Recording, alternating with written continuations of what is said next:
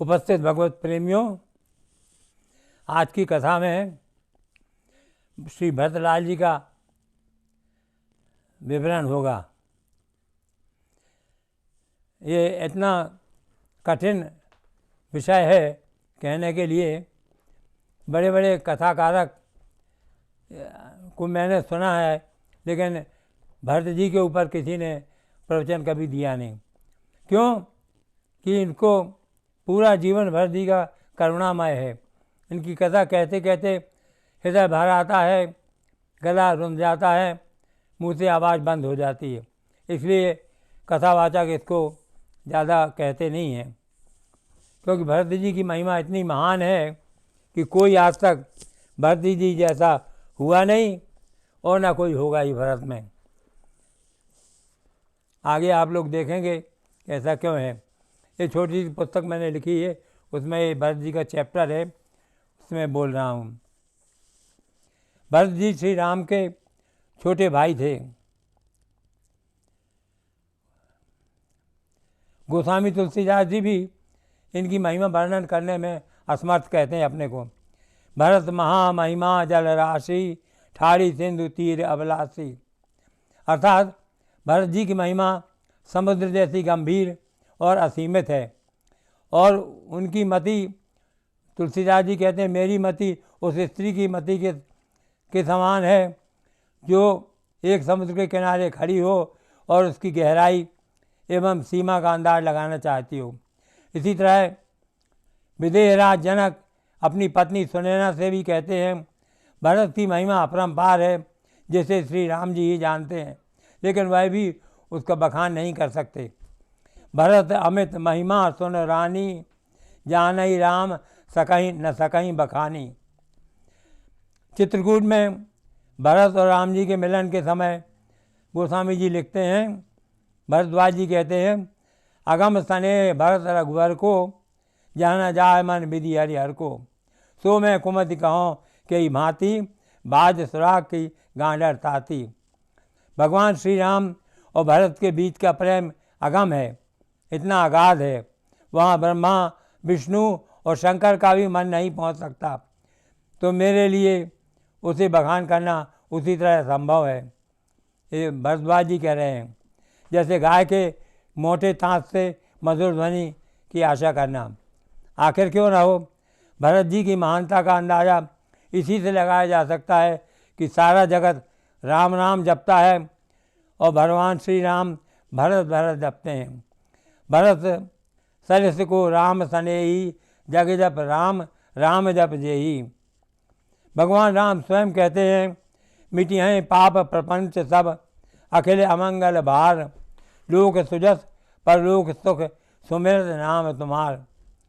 भारत के पावन नरम का जो स्मरण करेंगे, उनके सारे पाप ताप और अमंगलों का समूल नाश हो जाएगा। उन्हें इस लोक में सुयश और परलोक में भी सुख की प्राप्ति होगी। बट ये भरत जी की महिमा का बखान करना कवियों के लिए भी असंभव है, और भगवान भी स्वयं अपने मुँह से उसकी इतनी बड़ाई करते हैं। भरत जी जैसा भरत जी ही पैदा हुए हैं, और अभी तक कोई उनके बराबर कोई भक्त ऐसा पैदा नहीं हुआ। इसलिए आज इसका प्रसंग मैं कहने की कोशिश कर रहा हूँ। त्रुटियाँ अगर हो जाएं इसमें तो सुनने वाले उसके लिए मुझे क्षमा कर देंगे। पहले थोड़ी देर भगवान का स्मरण कर लेंगे। नाम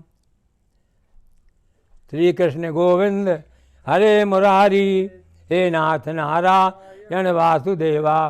श्री कृष्ण गोविंद हरे मुरारी, हे नाथ नारायण वासुदेवा। श्री कृष्ण गोविंद हरे मुरारी, हे नाथ नारायण वासुदेवा। श्री कृष्ण गोविंद हरे मुरारी, हे नाथ नारायण वासुदेवा। श्री कृष्ण गोविंद हरे मुरारी, हे नाथ नारायण वासुदेवा। बोले श्री कृष्णचंद्र भगवान की जय, श्री रामचंद्र जी की जय, भरतलाल जी की जय। तो भरत जी की ये महिमा है, मिटी हैं पाप प्रपंच सब, अखिल अमंगल भार, लोक सुजस पर लोक सुख, सुमिरत नाम तुम्हार। ये भरत जी के नाम की महिमा भगवान राम कह रहे हैं।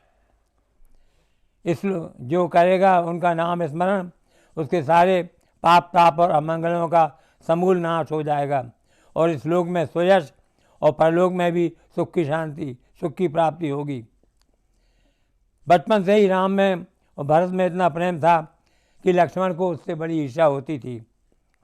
भरत जी कहते हैं, मोह पर कृपा स्नेह विषय की, खेलत खुनिस न कबहूँ देखी, शिशुपन से परिहरऊ न संगू, कबहू न कीन मोर मन भंगू। मैं प्रभु कृपा रीति जी जो ही, हारे खेल जियावत मोही, जितावत मोही। ये भरतलाल जी कह रहे हैं कि बचपन में खेल खेल में भी भगवान राम भरत का इतना ध्यान रखते थे और उन्हें खेल में जिता देते थे। बाल्यकाल में खेल में राम जी उन्हें जिता दिया करते थे। अपनी परीक्षा भरत जी स्वयं देने में नहीं हिचकते। सबसे बड़ा दुख उन्हें तब होता है जब उन्हें मालूम हुआ कि भैया राम, माता सीता और लक्ष्मण जी मेरे कारण वनवासी हुए हैं। पितु सुरपुर बन रघुबर केतु, मैं केवल सब अनरस हेतु, दिग मोहि भयउ बेन बन आगी, दुसादार दुख दूषण भागी। कौशल्या जी से, माता कौशल्या जी से भरत जी जाकर कहते हैं, ये माता आज मेरे कारण इतना बड़ा अनर्थ हो गया, ना मेरा जन्म होता, ना कई वरदान मांगती, ना भैया राम को वन में जाना पड़ता, और ना आज पिताजी के ये बात सुनने मिलती। भरत जी राम जी कहते हैं, भरत जी कहते हैं माता कौशल्या से, जे आगे मातु पिता सुत मारे, गाय गोंठ महिषुर पुरजारे, जे आगे पिति से बालक बध कीने, मीत महीपति माहुर दीने, जे पातक उपपातक आहाई, कर्म वचन मन भव कवि कहाई, ते पातक मोहि देव विधाता, जो यह हो बोर मत माता।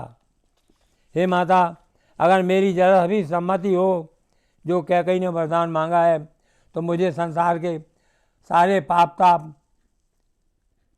मुझे ही लगे।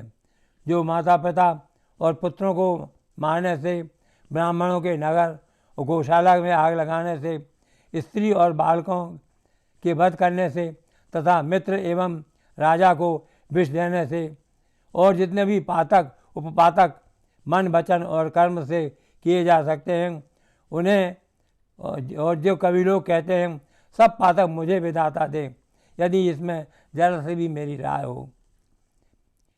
प्रजाजन और राजाओं को सभा में जब भरत में जी बैठते हैं कि भरत जी को राजा बना दिया जाए, तब भरत जी कहते हैं, मोहि राज हट देहो जबी, रसा रसातल जाई तमही।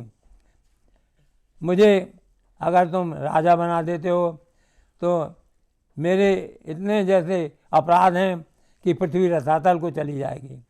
इस तरह से भरत जी अपनी निंदा खुद ही करते हैं और अपने को इतना कमज़ोर मानते हैं।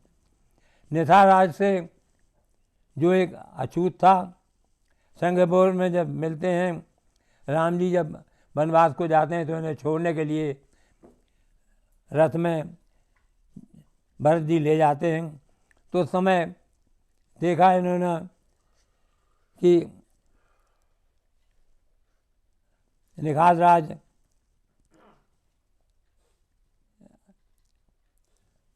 निखाज को देख करके भगवान कहे, राम सखा सुनि चंदन त्यागा, चले उतरी उमगत अनुरागा, गांव जाति गुण नाव सुनाई, कीन जुहार माथ महिलाई।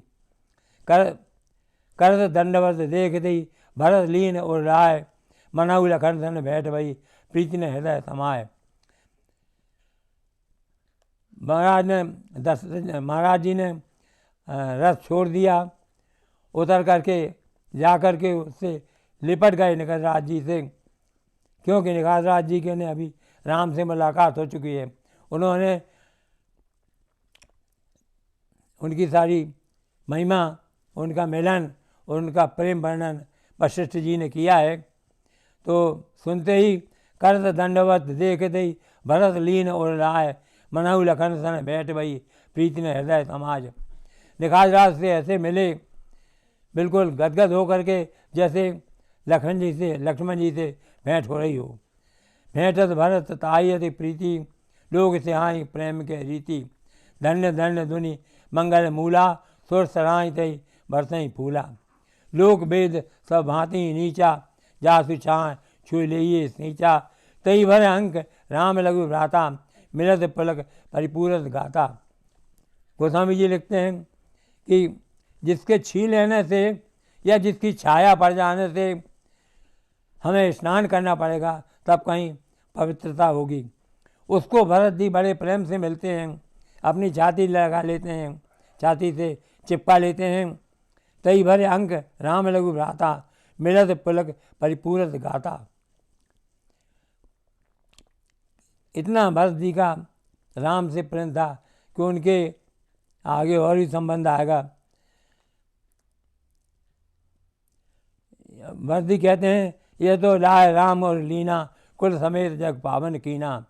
यह सोचते हुए भैया राम वन में पैदल जा रहे हैं। भरत जी रथ त्याग कर पैदल चले जाते हैं। जो पैरों में जूतियाँ भी नहीं हैं, फपोले फट गए हैं। और गोस्वामी जी ने उनको वर्णन किया जैसे ओस के कण कमल की पखुड़ियों पर पड़े हों। झलका झलकत पायन कैसे, पंकज कोस ओसगन जैसे। भरत जी के पैरों में फुलके पड़े हुए हैं और पैदल चल रहे हैं बिना जूती के। क्यों? कि भैया राम यहाँ से पैदल गए हैं। इतना प्रेम था इनका राम जी के प्रति। गंगा जी के जब दर्शन करते हैं तो भरत जी उनसे मांगते क्या है? अरस धर्म न काम रुचि, गति न चाहूँ निर्वाण। जन्म जन्म रति राम पद, जय वरदान आन। हे माता, मुझे यही वरदान देना कि जन्म जन्मांतर तक श्री राम जी के चरणों में मेरा प्रेम बना रहे। महर्षि भरद्वाज जी के आश्रम में जब जाते हैं भरत जी, गंगा पार करके उन्हें लिवाने के लिए जा रहे हैं राम को वापस, तब की कथा है कि उन्होंने गंगा पार किया। भरद्वाज जी के आश्रम में जाके लज्जा के मारे भरत जी बैठे हैं कि मुझे अभी श्री भरद्वाज जी को समझाना पड़ेगा कि मेरे कारण ही भैया राम, लक्ष्मण और माता जानकी वन को गए। भरद्वाज जी ने कहा, हे भरत, भरद्वाज जी ने कहा, भरत अब तुम अपने मन में ग्लानि मत करो। मैंने खुद इन आँखों से देखा है कि राम जी तुम्हें कितना चाहते हैं। वास्तव में तुम्हारा राम जी का दर्शन बहुत दुर्लभ है, लेकिन उससे भी दुर्लभ दर्शन तुम्हारा पाना है। सुनहु भरत हम झूठ न कहें, उदासीन तापस बन रहें। सब साधन कर सुफल सुहावा, लखन राम सी दर्शन पावा। तई फल कर फल दर्श तुम्हारा, सहित प्रयाग सुभाग हमारा। भरत जी को देख करके भरद्वाज जी कहते हैं, तुम तो ऐसे लगते हो भैया जैसे साक्षात भगवान राम का स्नेह शरीर धारण करके खड़ा हुआ हो। तुम्हें बार बार राम जी याद करते थे जब तक यहाँ पर रहे। तो दूसरा एक कि हम तपस्वी यहाँ पर तपस्या करने के लिए बैठे हैं ताकि भगवान का साक्षात्कार हो जाए, तो हम तो झूठ बोल ही नहीं सकते, ऐसा मेरा सम्मत है। सब साधन कर सफल स्वभावा, लखन राम सी दर्शन पावा। सारी तपस्या, सारे साधन जो वेद में बखान किए गए हैं, उनका एक ही मतलब है कि भगवान श्री राम की प्राप्ति हो। लेकिन जब उनकी प्राप्ति हो जाएगी तो उसका फल क्या है? भरद्वाज जी कहते हैं, तई फल कर फल दर्श तुम्हारा, सहित प्रयाग सुभाग हमारा। हे भरत जी, राम जी के जो दर्शन मिलते हैं उस दर्शन का फल ये होगा कि तुम्हारा दर्शन मिलते हैं। यानी भरत जी के दर्शन राम जी से भी ज़्यादा कीमती हैं, ये भरद्वाज जी कहना चाहते हैं। तुम तो भरत मोर मत एहू, देह धरे जिम राम सनेहू। भरत जी की आज्ञा मानकर भरत जी अयोध्या को लौट आए और एक राजा की तरह रहना तो दूर, भाई की तरह, एक वनवासी जैसे एक पर्णकुटी बनाकर जटा जूट बांधकर बलकल वस्त्र धारण करके पृथ्वी खोद कर उस पर आसन जमाया। क्योंकि भैया पृथ्वी पर हैं तो मुझे भैया के आसन की बराबरी नहीं बैठना चाहिए, उनके नीचे स्तर पर जाना चाहिए। इसलिए उन्होंने नंदी गांव कर परण कुटीरा, कीन निवास धर्म दुर्धीरा। जटाजूट सिर मुनिपट धारी, मई खनि कुछ साथरी संवारी। भूषण बचन भोग सुख भूरी, मन धन बचन तजे तिंतूरी।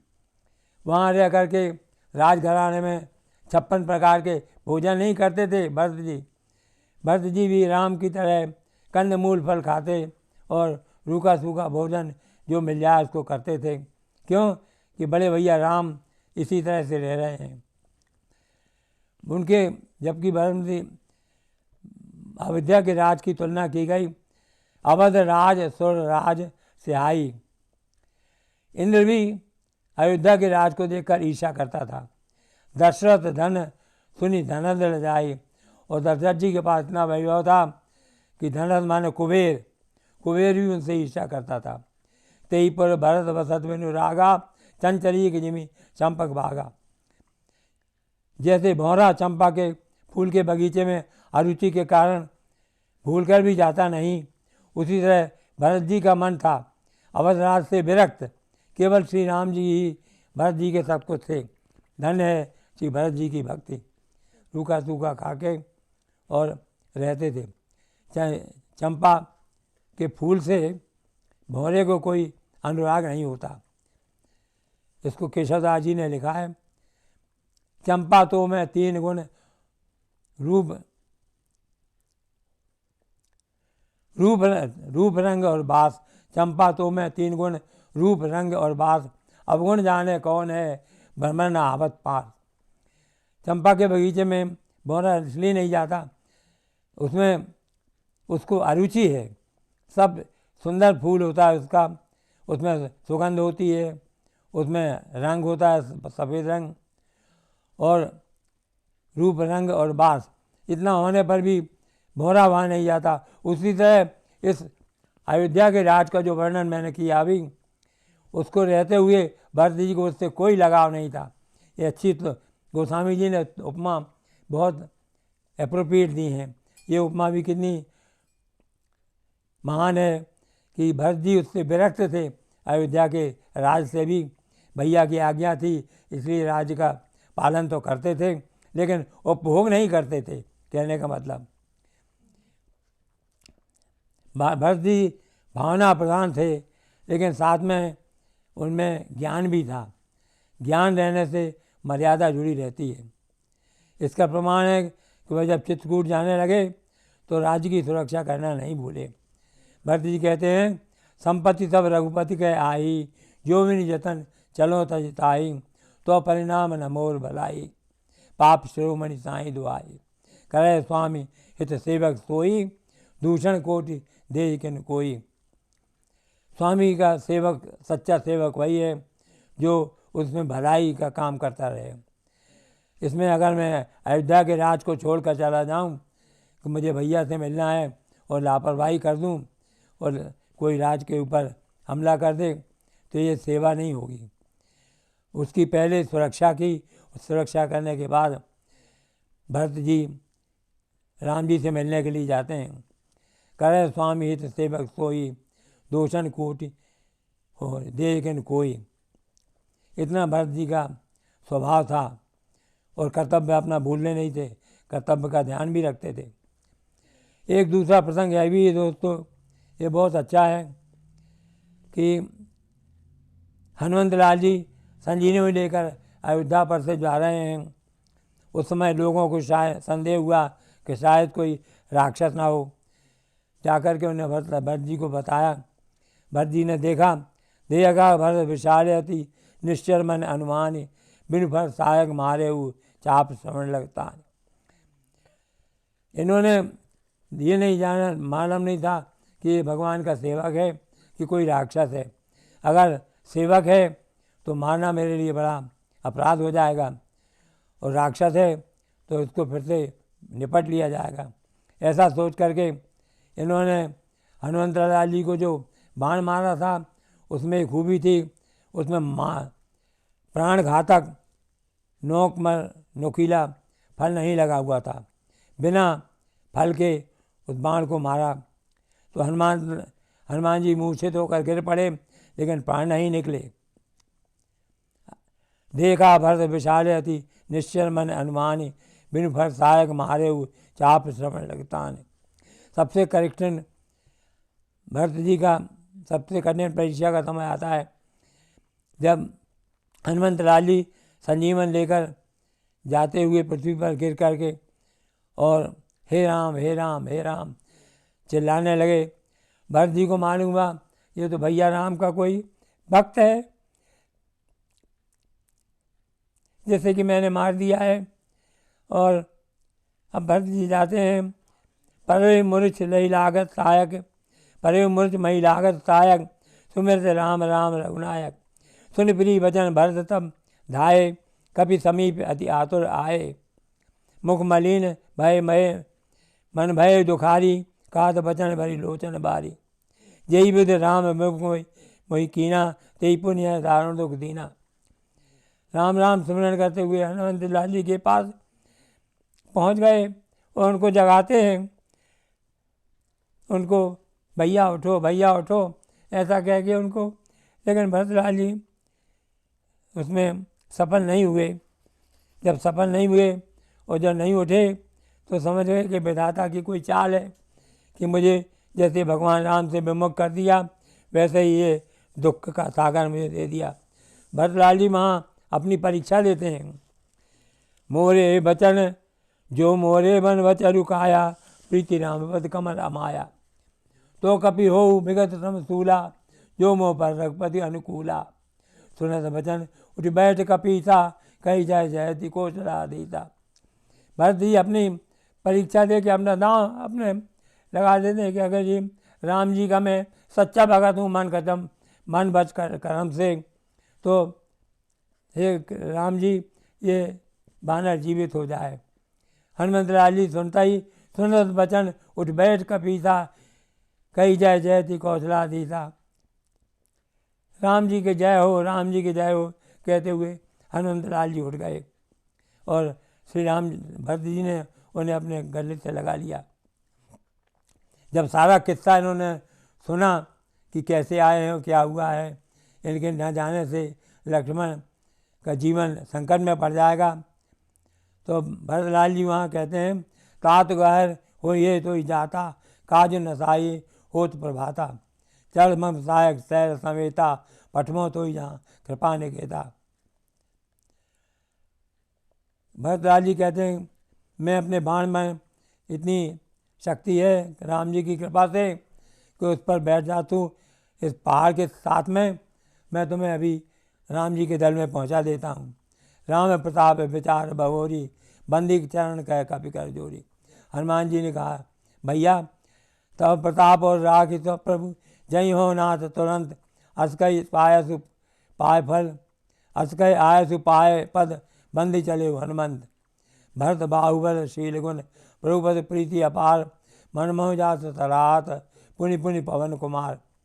हनुमान जी मन में विचार कर रहे हैं कि प्रभु आपकी महिमा धन्य है, भरत जी जैसे आपके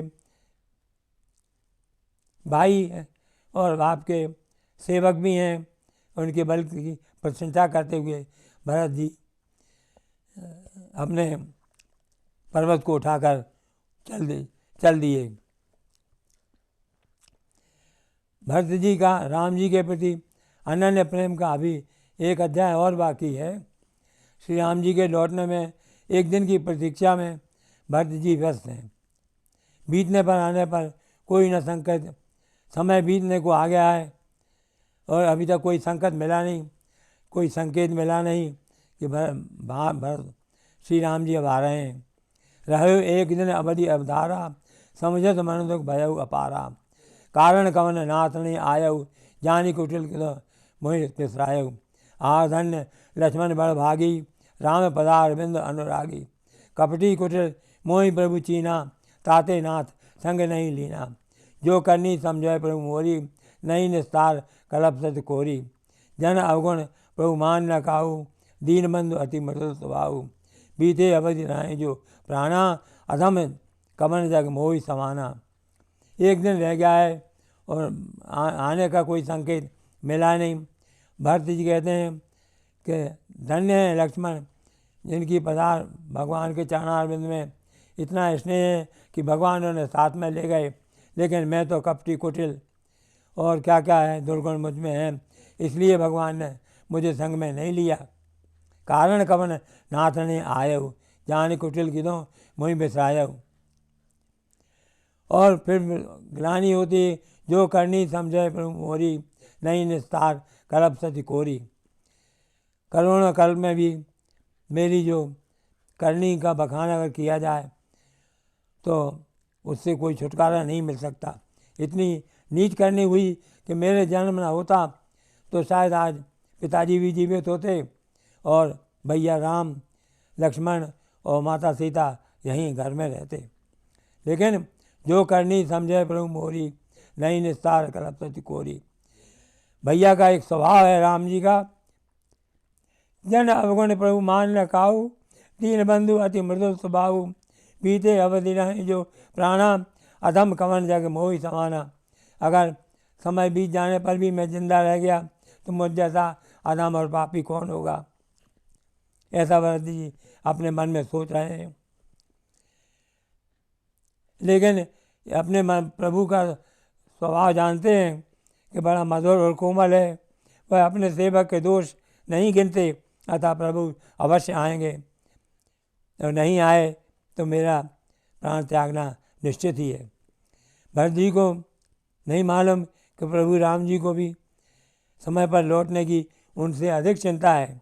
विभीषण जी से राम जी कह रहे हैं, भरत दशा सुमिरत हुई, निमिष कल्प समझान। तापस बेस घास कृत जपत निरंतर मोहि, देखो बेग सो जतन कर सखा ने हो तो। बीते अवधि जाऊँ जो जियत न पावूँ वीर, सुमिरत अनुज प्रीत प्रभु पुनि पुनि पुलक शरीर। राम जी का शरीर पुलकायमान हो रहा है कि अब एक दिन बचा है, मैं अपने भरत से जाकर मिलूँगा। ऐसा विभीषण जी से कहते हैं, भैया मेरे जाने का प्रबंध सबसे पहले करो। मुझे एक एक कल्प, एक एक पलक, एक एक पल, एक एक कल्प के समान बीत रहा है। अगर मैं नहीं गया समय पर तो भरत प्राण त्याग देगा। ऐसा भगवान भी सोच रहे हैं, जैसा लक्ष्मण जी सोच रहे हैं। जब भगवान आ जाते हैं, गए चर भरत पुनि प्रभुपद पंकज, नमत नहीं सुरमुनि शंकर आज। परे भूमि नहीं उठत उठाए, कर बरी कृपा सिंधु और लाए। श्यामल गात रोम भय ठारे, नव राजीव नैन जल बारे। अब भगवान जब आ जाते हैं तो इस चरणों में दंडवत करते हुए डंडे के समान गिर जाते हैं और भगवान के उठाने पर भी नहीं उठते। तब भगवान ने बलपूर्वक इनको उठाया और अपनी छाती से लगाया। इनकी जो विरह अग्नि थी वो विरह अग्नि शीतल हुई और राम जी को भी बड़ा आनंद मिला उससे। भगवान श्री राम भी भरत जी को उतना ही मानते थे जितना भरत जी। तो राम जी ने भी इनकी प्रशंसा की है। कुलसीदास जी लिखते हैं, भरत सरिस को राम सने ही, जग जप राम राम जप जय। ये भैया सारा जगत राम राम रटता है और राम जी भरत भरत जपते हैं। इतना ऊंचा महात्मा है भरतलाल जी का। भरतलाल जी ने जब अपने माता को देखा, अपने मामा के यहाँ से आते हैं और माता से मिलते हैं, तो पहले ही उन्हें पूछा कि मेरे पिताजी का और भैया मेरे भाइयों का समाचार मुझे सुनाओ। कहीं ने सब कुछ उनको सुना दिया। भरतलाल जी पागलों की तरह गिर पड़े, बेहोश हो गए। थोड़ी देर के बाद जब उन्हें होश आता है तब भरतलाल जी कहते हैं, जो पे कुरुचि रही है तो ही जन्मत का है न महारत मोही। हे माता, अगर ये ख्याल तेरे मन में शुरू से थे तो मुझे जन्म देकर उसी समय मार डालती, तो कम से कम मुझे ये आज का दुख तो नहीं झेलना पड़ा। क्यों?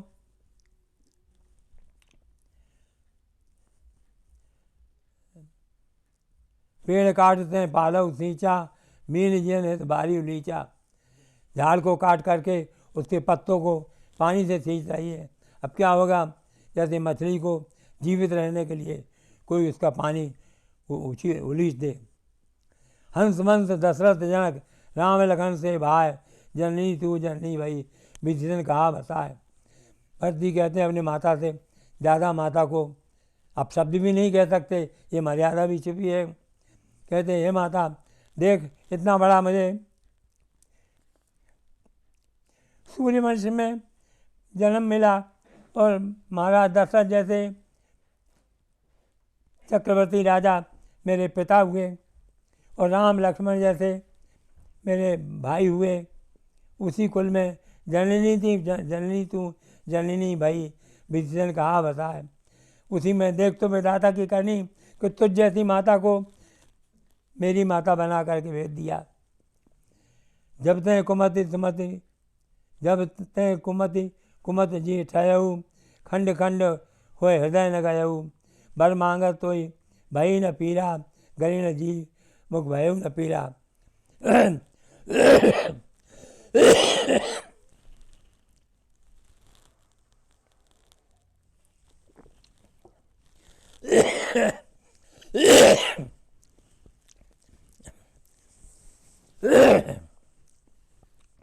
ऐसा वरदान मांगने के तेरा हृदय खंड खंड क्यों नहीं हो गया और तेरी मुख में न कीड़े पड़े, न तेरी जीभ ही गिरी टुकड़े टुकड़े हो करके।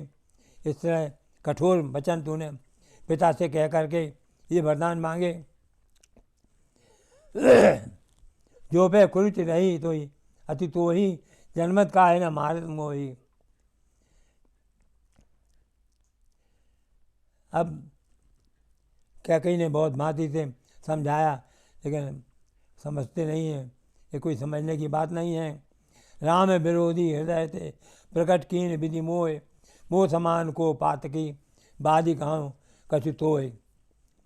मैं तुझसे व्यर्थ विलाप कर रहा हूँ, ये तो सोच कि तूने हृदय से मुझे भगवान राम का विरोधी प्रकट कर दिया और कोई विश्वास भी न करेगा कि ये मेरी सम्मति के बिना नहीं हुआ है। मोह समान को पातकी, बादी कहाँ कछु तोय। मेरे जैसा कौन पापी होगा जिसके कारण पिताजी की मृत्यु हुई और भाई लक्ष्मण और राम वन को चले गए। ऐसा उन्होंने माता से अपने कहा।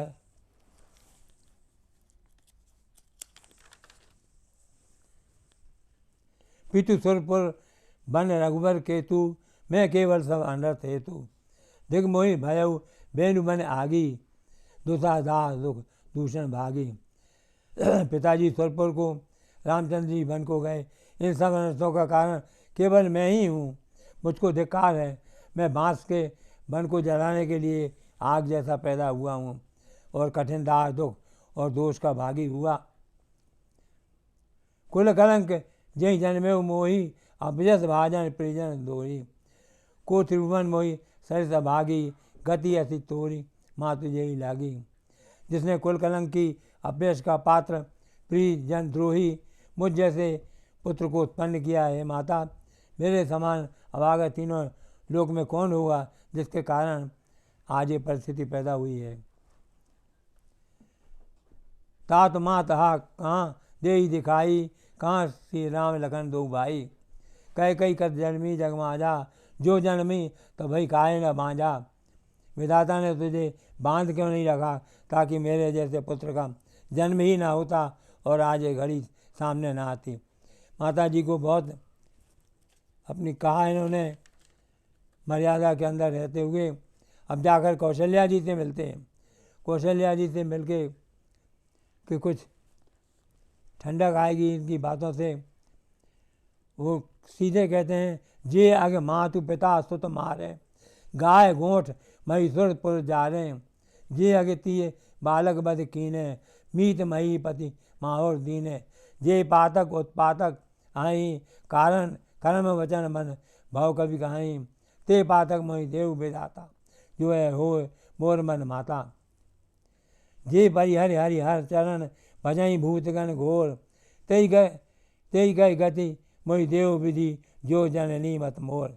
माता को सब प्रकार से इन्होंने समझाया कि माता, इसमें मेरी कोई राय नहीं थी कि मेरे कारण ऐसा अनर्थ हो जाए, और जो कुछ हुआ है सब मेरे लिए महा दुखदायी घटना हुई है। इसमें जीवित रहना मेरे लिए बहुत कठिन है। मैं भगवान श्री राम को कल जाकर के वापस लेकर आऊँगा, और तुम्हें वचन देता हूँ। और उर्मिला जी को भी उन्हें वचन दिया, और इनकी जो बाकी रानियाँ थीं पुत्रवधू, उनको भी वचन देते हैं कि मैं राम लक्ष्मण और सीता को वापस लेने के लिए कल जाऊंगा। और अपने को बोलते हैं कि जो भूतगणों को पूछते हैं उनकी दुर्गति मुझे प्राप्त हो। हे जननी, इसमें जरा सी भी मेरी सम्मति नहीं है। माता कौशल्या जी सब जानती ही थी। उन्होंने भरत को अपने हृदय से लगा लिया और समझाया कि पुत्र,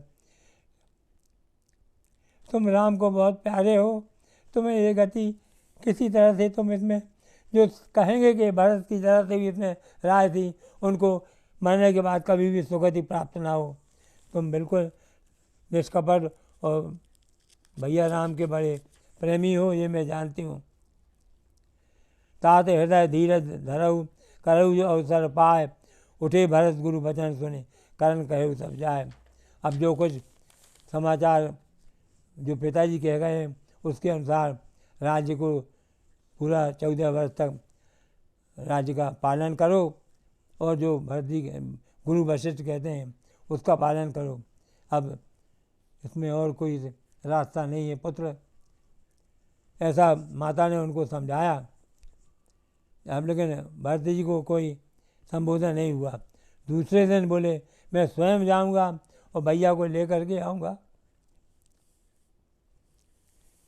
भरत जी वन को जाते हैं और राम को लेकर आते हैं। लेकर आने की जो वायदा करते हैं, बहुत कोशिश की, लेकिन राम जी कैसे मान सकते हैं। देवता लोग उनके पीछे पड़े थे कि आप जल्दी वन को जाइए, तो यहाँ हमारा कार्य सिद्ध हो, राक्षसों का नाश हो, रावण का नाश हो, हम देवताओं का कुछ कार्य हो।